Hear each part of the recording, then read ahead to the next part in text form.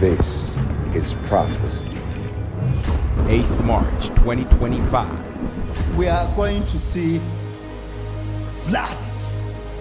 I'm talking about here, not here at the grounds, but in this nation. It's going to be floods. And you thought that Kenya had it, and it has a message to it. But when I saw what I saw about it, that was last week. When I saw what I saw about it, because it affected the grounds as well. So I started, saying, should we plead with God to come in another way? But that's what is going to happen. I don't know why I'm saying that's what is going to happen while I want to cancel it. But if you think that what you're seeing here, multiply it by more than 20, and then you will know. I know you've known, but you will know. But then, according to what I was seeing, there were days when even here, because the whole place was flooded, was affected.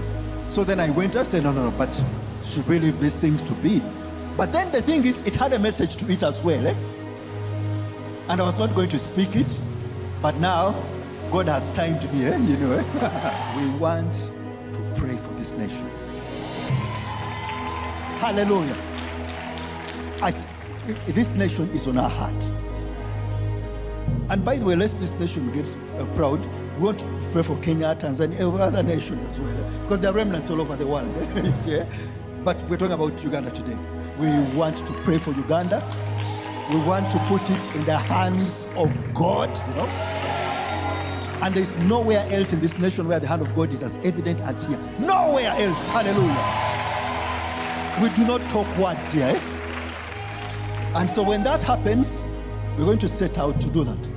Because we want to recover it. This stuff going to happen. We want to make sure that this nation is blessed. And want to avoid certain things.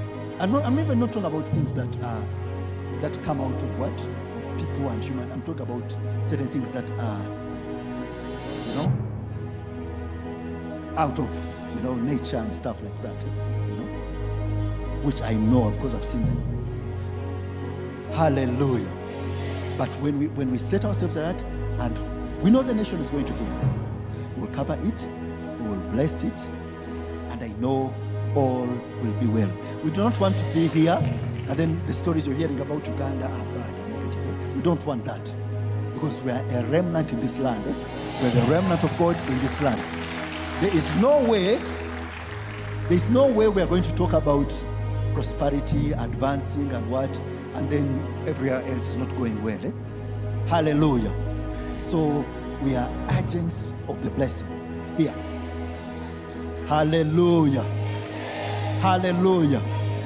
And so we are going to pray, we're going to bless them, we're going to cover them, and it will be well. But for those that have not faith, just prepare. Hallelujah. 18 days later, in a stunning fulfillment of prophecy, national and international media was swept with reports of an unexpected intense amount of heavy flooding following a massive downpour in Kampala, Uganda, that led to traffic disruption, extensive destruction of property, and even loss of lives. At around 5:15 in the morning, the skies opened for what many would imagine was to reduce the dust, suffusing the entire city. The rains intensified, causing flooding on most of the roads. Around Kitgum House Lights on Ginger Road, the floods were unforgiving. The northern bypass, which goes through a wetland, was equally flooded and nearly impassable. On Entebbe Road, the newly commissioned Queensway flyover was no exception. In Namaswa along the slope, a section of the road was cut off by floods.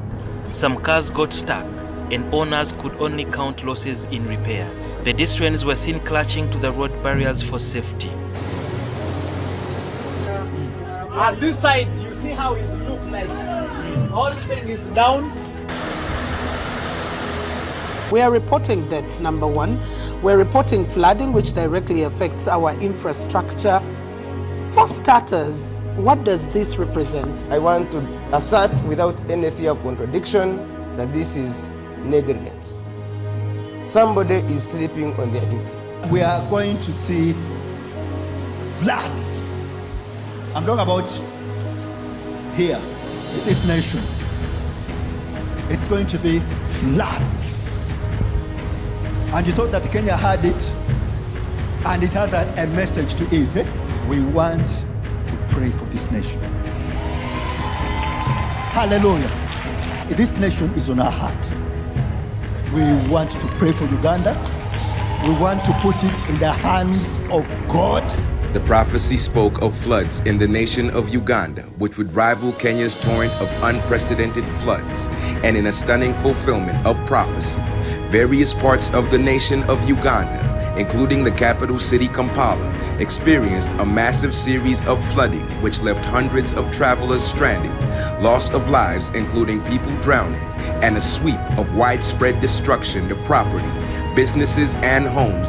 Prophet Elvis Mbonye has unceasingly illustrated that the blessing and the unction of God's love, power, and soundness is actually even more available now than ever for those who will acknowledge the supreme power of God upon his foremost prophet of our age.